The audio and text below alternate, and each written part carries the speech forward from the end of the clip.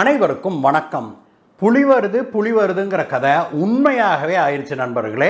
அமெரிக்காவுடைய புதிய அதிபராக பதவியேற்றிருக்கிற ட்ரம்ப் தான் அதை போட போகிறேன், இதை போட போகிறேன், அந்த கண்டிஷனு இந்த கண்டிஷனு, அதுக்கு டியூட்டி இதுக்கு டியூட்டின்னு இவ்வளவு நாளாக உதார் விட்டுக்கிட்டே இருந்தார் அப்படின்னு தான் பலரும் நினச்சாங்க. ஆனால் அவருடைய மிரட்டல்களை அவர் உண்மையிலேயே இம்ப்ளிமெண்ட் பண்ண ஆரம்பிச்சிருக்கிறாரு. நேற்றைய தினம் அவர் வீசிய ஒரு ஏவுகணையில உலகமே ஆடி போயிருக்குது அப்படின்னே சொல்லணும். இன்றைய தினம் பார்த்தோம் அப்படின்னா ஆசியா முழுவதும் இருக்கிற ஷேர் மார்க்கெட்டுகள் பயங்கரமான வீழ்ச்சி அடைஞ்சிருக்கு நண்பர்களே. ஆசியா மட்டுமல்ல, உலகின் பெரும் பகுதிகளில் ஷேர் மார்க்கெட் வீழ்ச்சி அடைஞ்சிருக்கிறத நம்ம பார்க்குறோம். இதற்கு ஒரே காரணம் தான், ஒரே மனுஷன் தான், இந்த ட்ரம்ப் தான். அப்படி என்ன செய்து விட்டார் இந்த ட்ரம்ப்? உலகம் முழுவதும் இருக்கிற ஷேர் மார்க்கெட்டுகள்லாம் கிராஷ் ஆகிற அளவுக்கு இவர் என்ன செய்து விட்டாரு?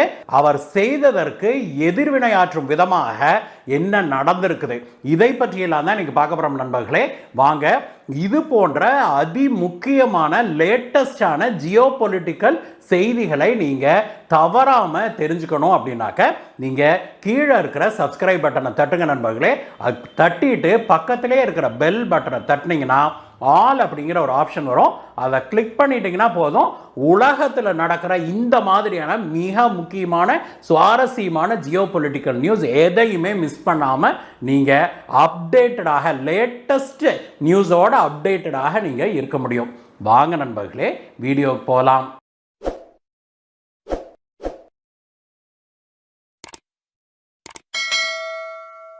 நண்பர்களே, அமெரிக்க அதிபர் தேர்தலில் ட்ரம்ப் அவர்கள் குதிச்சதிலிருந்தே அவர் பயங்கரமா சில விஷயங்களை பேசி வராரு. இதுல மிக முக்கியமாக அவர் என்ன சொன்னார் அப்படின்னாக்க, கனடா, மெக்சிகோ, சீனா, இந்தியா போன்ற நாடுகள்லாம் அமெரிக்காவிடம் இருந்து வாங்குகிற பொருளுக்கு பயங்கரமா வரி விதிக்கிறாங்க. ஆனா அவங்களுடைய பொருளுக்கு நாங்கெல்லாம் சலுகைகளை கொடுத்துக்கிட்டு இருக்கிறோம். இதை நான் முடிவுக்கு கொண்டு வருவேன் அப்படின்னு சொல்லி சொன்னாரு. அதுல மிக முக்கியமாக அவர் யாரை மிரட்டினார் அப்படின்னாக்க, கனடாவையும் மெக்சிகோவையும் தான் மிரட்டினார் நண்பர்களே. கனடாவுக்கும் மெக்சிகோவுக்கும் நான் வந்தேன்னா 25% டியூட்டி போடுவேன், அங்கிருந்து இறக்குமதி செய்யறாங்களே அந்த பொருட்களின் மீது 25% நான் வரி விதிப்பேன் அப்படின்னு சொல்லியிருந்தாரு. நேற்றைய தினம் இந்த அறிவிப்பை அவர் வெளியிட்டார் நண்பர்களே. மெக்சிகோ மற்றும் கனடா ஆகிய நாடுகள்ல இருந்து அமெரிக்காவுக்குள்ள இறக்குமதி செய்கிற பொருட்களுக்கு 25%, அனைத்து பொருட்களுக்கும் அவர் சொல்லிட்டாரு 25% அவர் வரி விதிப்போம் அப்படின்னு சொல்லி அறிவிச்சிருக்கிறாரு. அது உடனடியாக அமலுக்கு வருது அப்படின்னும் அவர் சொல்லியிருக்கிறாரு.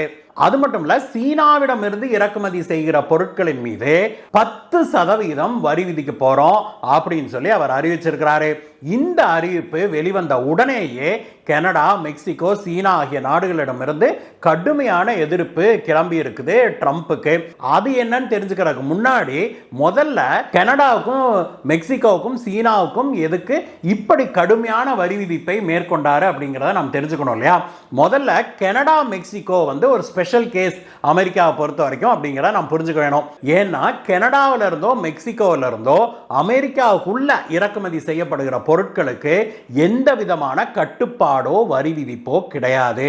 அதே போல அமெரிக்காவில இருந்து இந்த இரண்டு நாடுகளுக்கும் ஏற்றுமதி செய்யறாங்க இல்லையா, அதுக்கும் அந்தந்த நாடுகள் எந்த விதமான கட்டுப்பாடோ வரி விதிப்போ செய்வதில்லை அப்படின்னு இந்த 3 நாடுகளுக்கு இடையே ஒரு அக்ரிமெண்ட் இருக்குது. அதாவது 3 நாடுகளும் அதுல கையெழுத்து போட்டிருக்கிறாங்க. மெக்சிகோல இருந்து கனடாவுக்கும் அனுப்பலாம், கனடால இருந்து மெக்சிகோவுக்கு அனுப்பலாம், அமெரிக்காவுக்கு அனுப்பலாம், மெக்சிகோல இருந்து, இந்த மாதிரி 3 ட்ரையாங்கிள் மாதிரி 3 நாடுகளுக்கு இடையே ஒரு அக்ரிமெண்ட் இருக்குது. அந்த அக்ரிமெண்டின் படி நாங்க பல சலுகைகளை நாங்க கனடாவுக்கு கொடுக்கிறோம், மெக்சிகோவுக்கு கொடுக்கிறோம்.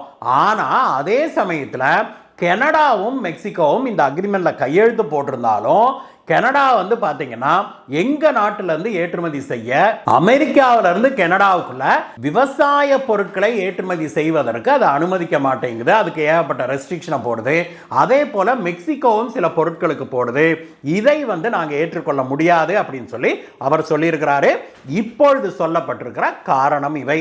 ஆனால் இதற்கு முன்பே ட்ரம்ப் அவர்கள் என்ன சொன்னார் அப்படின்னா, இந்த 3 நாடுகள் அவரை டார்கெட் பண்ணார் இல்லையா, கனடா, சைனா, அப்புறம் மெக்சிகோ. இந்த 3 நாடுகள்ல இருந்தும் அமெரிக்காவுக்குள்ள ட்ரக்ஸ், குறிப்பாக ஃபெட்டனில் அப்படிங்கிற ட்ரக் வந்து பெரிய அளவில் கடத்தல் மேற்கொள்ளப்படுது. கனடா மெக்சிகோ பார்டர்ல இருந்தா இந்த ட்ரக் எல்லாம் வந்து அமெரிக்காவுக்குள்ள வருது. அமெரிக்க மக்களையே இது சீரழிக்குது. இதை வந்து அந்தந்த நாடுகள் உடனடியாக தடுப்பதற்கு தேவையான நடவடிக்கைகளை எடுக்கணும். அப்படி செய்யலைன்னா நான் வந்து அதற்கேற்றார்புல எதிர்வினை ஆற்றுவோம் அப்படின்னு சொல்லியிருந்தாரு.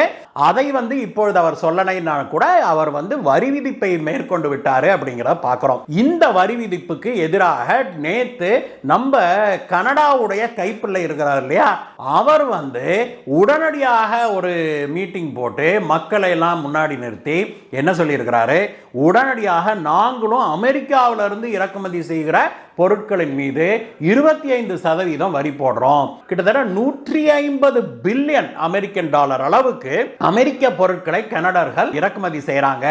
அதன் மீது நாங்க 25% வரி போட போறோம் அப்படின்னு சொன்னதோட இல்லாம, கனடா மக்களே இனிமேல் நீங்க வந்து அமெரிக்க பொருட்களை வாங்காதீங்க. கனடா சூப்பர் மார்க்கெட்டுக்கு போனாலும் சரி, எங்க போனாலும் உடனே பொருள் எடுத்து பாருங்க, இது அமெரிக்காவில் தயாரிக்கப்பட்டதா, வாங்காதீங்க அப்படின்னு சொல்லியிருக்கிறார். இதே மாதிரி சொன்னார் மக்களே. இப்படி கனடாவுடைய கைப்பிள்ளையான ஜஸ்டின் ட்ரூடோ அமெரிக்க அதிபர் ட்ரம்பை மேலும் சீண்டி விட்டுருக்கிறாரு அப்படிங்கிற பார்க்குறோம்.